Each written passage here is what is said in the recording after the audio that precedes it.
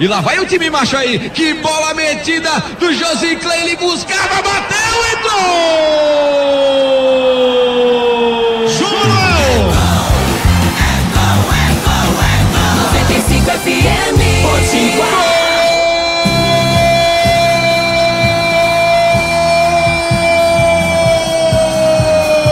Era o time macho, era o time príncipe! É do Carioca Marrento, ele sabe jogar bola, o número 11!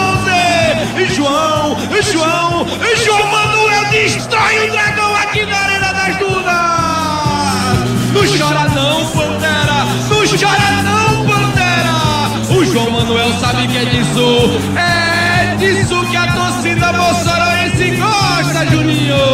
E uma jogada, queridão, que vem se repetindo sempre, né? Parecida também, como lá em Goiânia, Josiclay, mais uma vez, um ótimo lançamento. Ali pelo meio encontrou o João Manuel. Ele dominou entre os zagueiros na entrada da área. Bateu no canto direito, sem chances para o goleiro Pantera. Um golaço, abrindo o placar. Aí é gol de artilheiro de quem sabe. O coração bate tum, tum, tum, queridão. Potiguar na frente, 1-0.